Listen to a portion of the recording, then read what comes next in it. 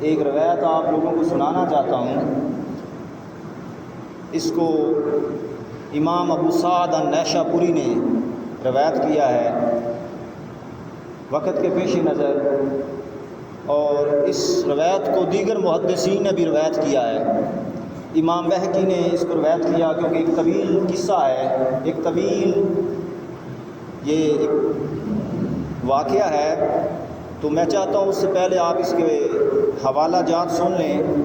اس کو امام بہقی نے لکھا، امام طبرانی نے اس کو روایت کیا، امام جریر طبری نے اس کو روایت کیا، امام عساکر نے، امام ابو نعیم نے دلائل النبوہ میں، امام سیوطی نے اس کو لکھا، امام ابن سعد نے طبقات میں لکھا، اور سعید ابن منصور نے بھی اس کو روایت کیا، امام ابن حساک نے۔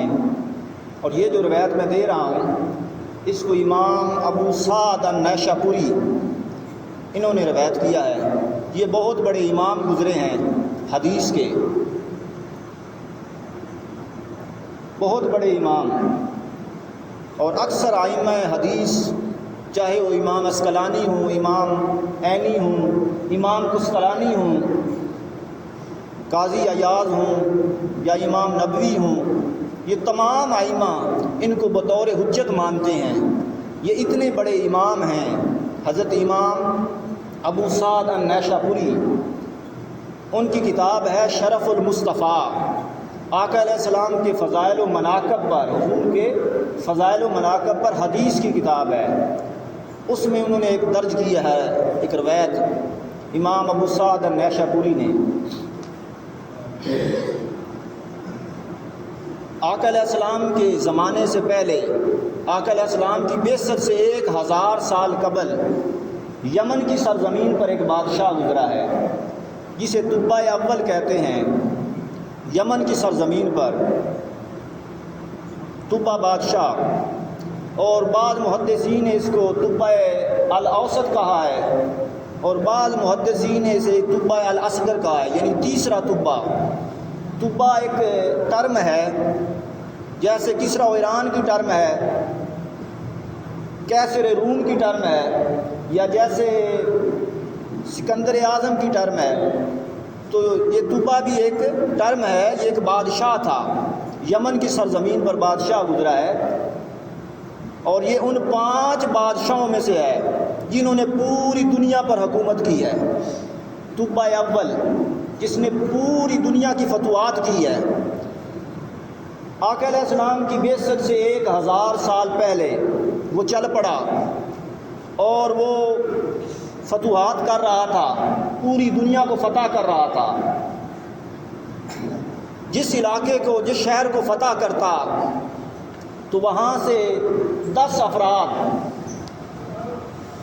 اعلیٰ قسم کے علماء اور صاحبان حکمت، صاحبان عقل رکھنے والے اور صاحبان علم، علماء حضرات اور حکماء، ان کو وہ جمع کر لیتا۔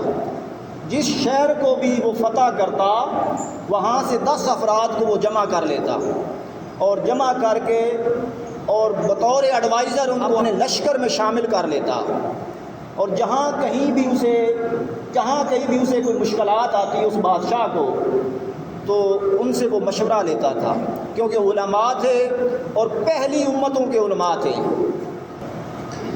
تو اس نے ہر جگہ سے علماء کو اکٹھا کیا، تو اس کے لشکر میں 1,33,000 گھوڑے تھے اس کے لشکر میں، اور 1,13,000 اس کے لشکر میں سپاہی تھے پیادہ۔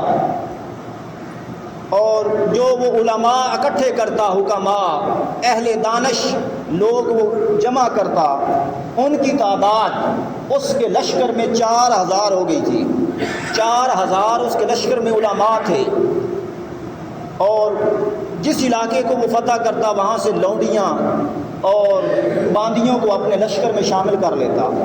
اس طرح وہ دنیا کو فتح کرتا جا رہا تھا۔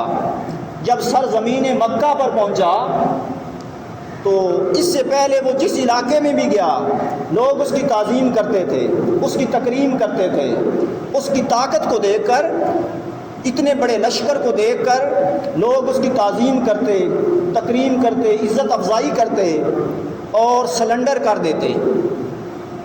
جب مکہ کی سرزمین پر پہنچا تو مکہ والوں نے اس کی تعظیم نہیں کی، نہ کوئی تکریم کی، نہ کوئی عزت افزائی کی اور نہ ہی سلنڈر کیا۔ وہ بڑا حیران ہوا، اس نے اپنے وزیر کو بلایا، اس نے کہا کہ یہ کون لوگ ہیں؟ میں اتنا بڑا بادشاہ ہوں، پوری دنیا کو فتح کر کے آ رہا ہوں اور لوگ مجھے میری تعظیم کرتے ہیں، تکریم کرتے ہیں، یہ کون لوگ ہیں؟ میرے لشکر کو نہیں دیکھ رہے، میں تو اینٹ سے اینٹ بجا دوں گا، تو یہ کون لوگ ہیں پتہ کرو۔ اس کے وزیر کا نام تھا اماریس اس کا نام تھا۔ اس نے جا کے پوچھا اور آگے بادشاہ کو بتایا کہ یہ عرب والے ہیں، جاہل ہیں، بدو ہیں، ان پڑھ ہیں، انہیں دنیا کی کوئی خبر نہیں، بس اپنے حال میں مست رہتے ہیں اور بتوں کی پوجا کرتے ہیں، اور ان کے شہر میں ایک گھر ہے اللہ کا گھر ہے، اس کا بڑا ناز کرتے ہیں، اس پر بڑا فخر کرتے ہیں، بڑا گھمنڈ کرتے ہیں۔ ایک گھر ہے اللہ کا جس کی وجہ سے یہ کسی کو گھاس نہیں ڈالتے۔ اس بادشاہ نے کہا کہ اچھا اگر یہ بات ہے تو پھر معاذ اللہ میں اس گھر کو ہی مسمار کر دیتا ہوں۔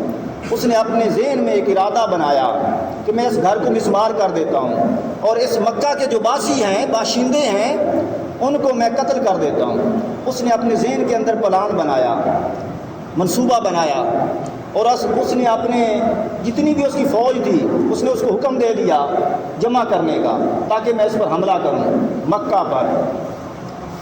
ابھی اس نے یہ بات ذہن میں سوچی تھی، منصوبہ بنایا ہی تھا کہ اس کے سر میں شدید درد شروع ہو گیا، شدت کا درد شروع ہو گیا، نہایت ناقابل برداشت درد شروع ہو گیا، اور ساتھ ہی اس کے کانوں سے، اس کے ناک سے، اس کے منہ سے بدبودار پانی پیپ کی مانند وہ بہنے لگا، اور شدید درد اس کے سر میں شروع ہو گیا۔ وہ بڑا پریشان ہوا۔ اس نے اپنے لشکر کے تمام جو اس کے حکیم تھے اور ڈاکٹر تھے، طبیب تھے، ان کو بلایا، سب نے علاج کیا مگر کسی سے ان کا علاج نہ ہو سکا، کوئی اس کو صحت یاب نہ کر سکا۔ انہوں نے کہا کہ یہ کوئی آسمانی مرض ہے، زمینی مرض نہیں ہے، یہ مرض سماوی ہے، مرض ارضی نہیں ہے۔ اگر کوئی زمین کا مرض ہوتا تو اتنے حکیم ہیں کسی کی سمجھ میں آ جاتا، تو یہ کوئی آسمانی مرض ہے، تو وہ لاجواب ہو گئے۔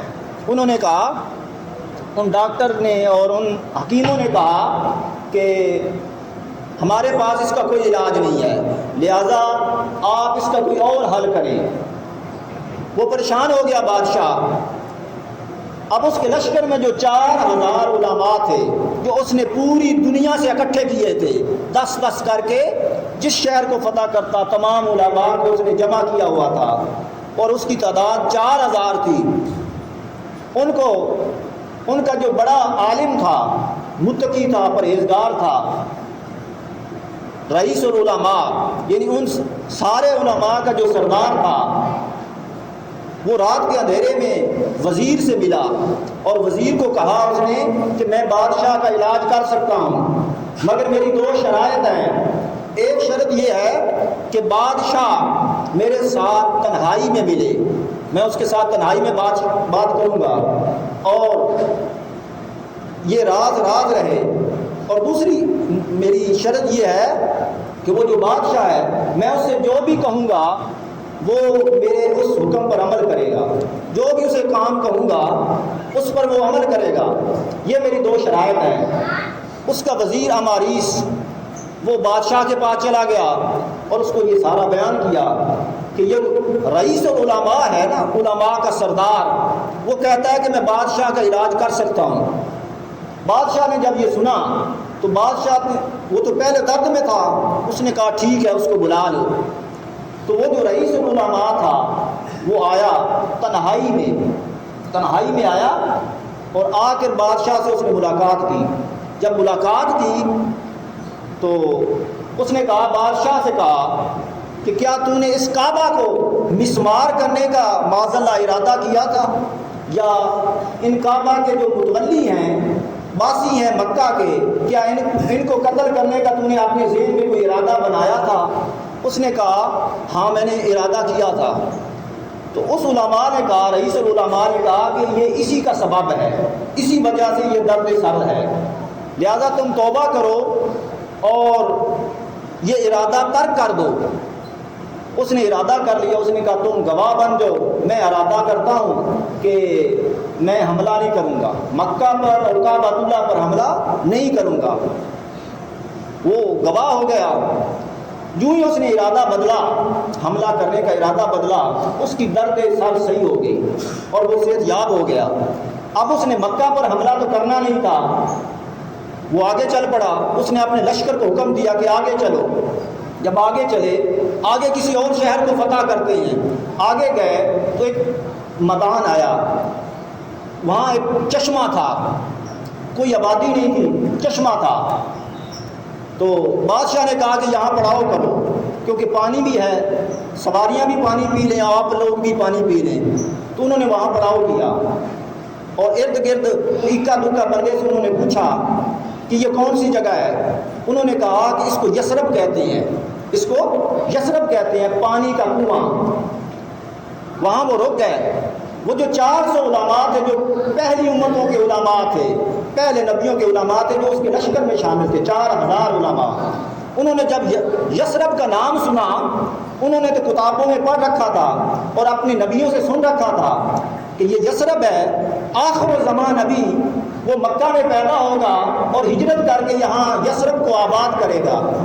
تو انہوں نے فیصلہ کیا، بادشاہ نے حکم دے دیا کہ صبح ہم روانہ ہو جائیں گے۔ لیکن وہ 4000 علماء تھے، انہوں نے آپس میں میٹنگ کی اور فیصلہ کیا کہ ہم یہاں سے نہیں جائیں گے۔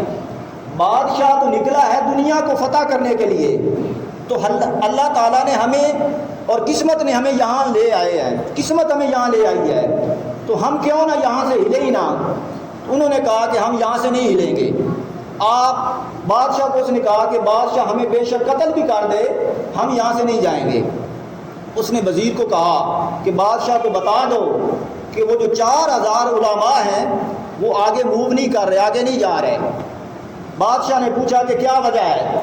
انہوں نے کہا وہ جو رئیس العلماء تھا، بڑا عالم تھا، اس نے کہا کہ ہم نے اپنی کتابوں میں پڑھ رکھا ہے اور اپنے نبیوں سے سن رکھا ہے، پہلے نبیوں سے، کہ نبی آخر الزمان دنیا میں مبعوث ہوگا، اور ان نبیوں سے وعدہ دیا تھا اللہ نے کہ اس میرے محبوب کی مدد بھی کرنی ہے اور اس کے دین کی نصرت بھی کرنی ہے، تو ہم ان پر ایمان لائیں گے۔ تو وہ جو کعبہ تھا جس کو تو نے مسمار کرنے کا ارادہ کیا تھا، وہ اس کعبے کو بسانے والا ہے اور اس مکہ میں پیدا ہونے والا ہے، تو لہذا وہ نبی آخر الزمان مکہ میں پیدا ہوگا اور مدینہ کو اس یثرب کو بسائے گا۔ اس کا پہلا نام یثرب ہے اور دوسرا نام اس کا مدینہ ہے، لہذا ہم نہیں جا رہے۔ اس بادشاہ نے کہا اچھا ٹھیک ہے، کوئی بات نہیں، آپ نہ جائیں۔ اس بادشاہ نے اعلان کیا کہ میں بھی 1 سال یہاں رکوں گا، اگر وہ نبی آخر الزمان میرے زمانے میں آ گیا تو میں بھی 1 سال ان کا انتظار کرتا ہوں۔ وہ بادشاہ طبہ اول وہاں رک گیا، 1 سال اس نے وہاں انتظار کیا۔ 1 سال کے بعد جب اسے پتہ چلا، کیونکہ یہ 1000 سال پہلے کا واقعہ ہے، آقا کی بعثت سے 1000 سال پہلے کا واقعہ، ابھی 900 سال باقی تھے، تو وہ چل پڑا۔ اس نے جاتے ہوئے اس نے کہا کہ میں تمہیں کچھ، اس نے سب سے پہلے کیا کیا، وہ مکہ گیا اور کعبۃ اللہ کا اس نے طواف کیا بادشاہ نے، اور 7 غلاف چڑھائے، 7 غلاف کعبۃ اللہ پر۔ طبہ وہ پہلا بادشاہ تھا جس نے کعبۃ اللہ پر غلاف چڑھایا، طبہ پہلا شخص تھا، غلاف چڑھایا، طواف کیا۔ پھر اس نے وہ جو 4000 علماء تھے جو وہاں رک رہے تھے، جنہوں نے کہا کہ ہم آگے نہیں جائیں گے، انہیں بادشاہ نے ہر بندے کو ایک ایک گھر بنا کے دیا۔ 4000 گھر اس نے بنائے، طبہ نے 4000 گھر اس نے بنائے۔ پھر اس کے لشکر میں لوڑیاں تھیں، اور باندیاں تھیں جو وہاں سے لیتا تھا ہر شہر سے، ہر عالم کے ساتھ انہوں نے شادی کی، ان لونڈیوں کی آپس میں شادی کی اور وہاں آباد کیا۔ یہ مدینہ کی ابتدا ہو رہی ہے، یہ مدینہ کی ابتدا ہو رہی ہے۔ 4000 گھر اس نے بنائے علماء کے لیے، اور ان کی جو لونڈیاں تھیں اس کے لشکر میں ان کے ساتھ ان کی شادی کر کے انہیں وہاں روک دیا، اور اس نے کہا کہ اب میں چلتا ہوں لیکن میرا ایک خط ہے، یہ خط جب یہ نبی آخر و زمان آپ کے زمانے میں آ جائے تو یہ خط میرا ان کو دے دینا، اگر آپ کے زمانے میں نہ آئے تو آپ کی اولاد کے زمانے میں آئے گا، اگلی نسلوں میں کسی کی نسل میں تو آئے گا نا، کسی کے زمانے میں آئے گا۔ اس نے یہ کہا کہ یہ میرا خط ہے، خط میں یہ لکھا ہوا تھا کہ میں آپ پر ایمان لایا۔ اس نے لکھا کہ اے رسول خدا، ابھی آقا علیہ السلام کی بعثت نہیں ہوئی، اس نے کہا کہ میں آپ پر ایمان لایا اور آپ کی کتاب پر ایمان لایا جو آپ پر نازل ہوگی، اور میں اعلان کرتا ہوں کہ میں آپ کے دین پر ہوں اور آپ کی سنت پر ہوں جو آپ کی سنت ہوگی، اور اس پر میں قائم ہوں۔ اس کے بعد اللہ کے اوپر ایمان لایا اور اللہ کی جو بھی شے ہے جس کا اس نے حکم دیا ہے اس پر ایمان لاؤ، اس پر میں ایمان لایا۔ اور اس نے کہا کہ یہ جو خط ہے یہ اپنی نسل میں آگے چلانا، اور اس نے ساتھ یہ خط میں لکھا ہوا تھا کہ یا رسول اللہ، یعنی آقا علیہ السلام کو مخاطب کر کے عرض کرتا ہے کہ میں آپ کی پہلی امتوں میں ہوں، جو آپ کی ولادت سے پہلی امت ہوگی نا مجھے اس میں شامل کر لینا۔ اب یہ بادشاہ طبہ لکھ رہا ہے اور میں آپ کے ہاتھ پر بیعت کرتا ہوں، اور ساتھ ہی اس نے مور لگا دی، اس خط پر اپنی مور سٹیمپ لگا دی، مور لگا کے وہ جو رئیس العلماء تھا، بڑا عالم تھا، اس کو اس نے دے دیا۔ اس نے کہا کہ یہ جو خط ہے نا یہ آپ اپنی نسل میں چلائیں گے اور یہ نسل میں چلتا رہے گا، اور اپنی وصیت میں لکھیں، اپنی اولاد کو بتائیں، اور یہ وراثت کے طور پر اپنی اولاد میں اس کو چلاتے جائیں۔ کسی کے زمانے میں تو آقا علیہ السلام نے یہاں آنا ہے نا، تو وہ جو رئیس العلماء تھا اس نے یہ پوری نصیحت اپنی ایک لکھ دی، اور اپنی پوری جو نسل تھی اس میں وہ آگے اس کو چلاتا رہا۔ اب آقا علیہ السلام کی بعثت ہو گئی، آقا علیہ السلام کا زمانہ شروع ہو گیا، اور 53 برس میں آقا علیہ السلام نے ہجرت کا فیصلہ کر لیا۔ ہجرت کا جب فیصلہ کیا، آقا علیہ السلام وہاں مکہ سے نکل رہے تھے۔ بعض محدثین نے لکھا ہے کہ ابھی آقا علیہ السلام مکہ سے نکلے نہیں تھے، اور بعض نے لکھا ہے کہ مکہ سے نکل گئے تھے آقا علیہ السلام سیدنا صدیق اکبر کے ساتھ۔ تو ان کی نسل آگے چلتی بڑھتی رہی یہاں تک کہ وہ وقت آ گیا، تو انہوں نے کہا، سارے جتنے بھی وہ اس مدینہ کے باسی تھے انہوں نے کہا کہ نبی آخر و زمان صلی اللہ علیہ وسلم آگے نکل رہے ہیں، ہجرت کر کے ہماری طرف آ رہے ہیں، لہٰذا ہم ان کو وہ خط پہنچائیں۔ حضرت عبد الرحمن بن عوف نے مشورہ دیا کہ کوئی معتبر بندہ بھیجو جو آقا علیہ السلام کے یہاں پہنچنے سے پہلے یہ خط آقا علیہ السلام کو پہنچا دے۔ طبہ اول کا یہ خط، ایک شخص تھا، انصاری صحابی تھا، اس کا نام تھا لیلا، ابو لیلا، بڑا معتبر شخص تھا۔ انہوں نے اس کو خط دیا اور اس کو روانہ کر دیا۔ ایک حدیث میں آتا ہے، لیکن بعض محدثین لکھتے ہیں کہ آقا علیہ السلام ابھی مکہ میں تھے، وہ خط آقا علیہ السلام کے پاس پہنچ گیا، اور آقا علیہ السلام نے مولا کائنات کو دیا کہ یہ خط لو اور اس کو پڑھو۔ ایک روایت میں آتا ہے کہ آقا علیہ السلام سفر میں تھے، ہجرت کے سفر میں تھے، تو وہ خط آقا علیہ السلام کو ملا، تو آقا علیہ السلام نے سیدنا صدیق اکبر کو دیا کہ یہ خط پڑھو۔ جب وہ شخص ابو لیلا آقا علیہ السلام کے پاس آیا تو آقا علیہ السلام نے فرمایا، فقال ابو لیلا، آقا نے فرمایا کہ کیا تو ابو لیلا ہے؟ اس نے کہا ہاں نام میں ابو لیلا ہوں۔ میرے آقا نے فرمایا کیا طبہ کا خط تو لے کے آیا ہے؟ اس نے کہا ہاں میں لے کے آیا ہوں۔ وہ بڑا حیران ہوا، اس نے کہا کہ ابھی تو میں نے ان سے ذکر ہی نہیں کیا، اور یہ شکل سے جادوگر بھی نہیں نظر آتے، حسین چہرہ ہے، تو کیا وجہ ہے؟ وہ حیران ہوا۔ اس نے پوچھا کہ آپ کون ہیں؟ تو آپ نے فرمایا انا محمد رسول اللہ، میں محمد مصطفیٰ ہوں، اور طبہ نے جو خط لکھا تھا آج سے 1000 سال پہلے وہ میرے لیے لکھا تھا، لہذا وہ خط مجھے دو۔ آقا علیہ السلام نے وہ خط دیا، سیدنا صدیق اکبر کو دیا، صدیق اکبر نے وہ خط پڑھا، آقا علیہ السلام ہجرت فرما کے آگے جب مدینہ میں پہنچے تو لوگ استقبال کر رہے تھے آقا علیہ السلام کا، اور چھوٹی بچیاں اوپر چھتوں پر چڑھ کر آقا علیہ السلام کے وہ نغمے پڑھ رہی تھیں، البدر علینا، وہی نغمے پڑھ رہے تھے، اور آقا علیہ السلام کی استقبال ہو رہا تھا قدوم مدینہ۔ تو ہر شخص کی یہ کوشش تھی اور خواہش تھی کہ آقا علیہ السلام میرے گھر تشریف لائیں، مگر میرے آقا نے فرمایا کہ میں کسی کی بات نہیں سنتا، نہ میں اپنی بات کہوں گا نہ آپ کی مانوں گا، میری اونٹنی پر فیصلہ ہے، یہ اونٹنی جہاں بیٹھ گئی اسی کے گھر میں قیام کروں گا۔ وہ اونٹنی چل پڑی، چلتے چلتے حضرت ابو ایوب انصاری کے گھر پہنچ گئی، ان کے سامنے وہ رک گئی۔ آقا علیہ السلام نے ابو ایوب انصاری سے پوچھا تمہارا شجرہ کدھر ہے؟ شجرہ نسب لے آؤ۔ آقا علیہ السلام نے جب شجرہ نسب اس سے دیا، اس میں وہ جو رئیس العلماء تھا، پہلا ان 4000 علماء کا جو سردار تھا، حضرت ابو ایوب انصاری ان کی اولاد میں سے تھے، اور وہ نسل در نسل آگے وہ خط چلتا جا رہا تھا۔ تو آقا علیہ السلام نے فرمایا حضرت ابو ایوب انصاری، لوگ سمجھتے ہیں نا کہ حضرت ابو ایوب انصاری کے گھر آقا علیہ السلام تشریف لائے، نہیں، یہ بات غلط ہے۔ طبا نے 4000 گھر بنوائے تھے، اور ایک گھر اس نے اسپیشل بنوایا تھا۔ اس نے کہا تھا کہ وہ جو عالم تھا، صالح عالم، بڑا عالم تھا، اس نے کہا تھا کہ یہ جو ہے نا گھر، یہ آپ کی کسٹڈی میں رہے گا، آپ کے حوالے ہے، اور آپ اس کی حفاظت کریں گے، جب نبی آخر الزمان آئے گا وہ اپنے اسی گھر میں ٹھہرے گا۔ تو آقا علیہ السلام، لوگ کہتے ہیں کہ وہ کسی کو، یعنی ہر بندہ کوشش کر رہا تھا اور خواہش کر رہا تھا آقا میرے گھر آئے، مگر اونٹنی کہہ رہی تھی کہ آقا آپ کے گھر کیوں آئیں؟ آقا خود اپنے گھر آئیں گے، جس کو طبا نے 1000 سال پہلے بنایا تھا۔ تو آقا علیہ السلام، یہ وہ واقعہ تھا، یعنی قدوم مدینہ کب ہوا؟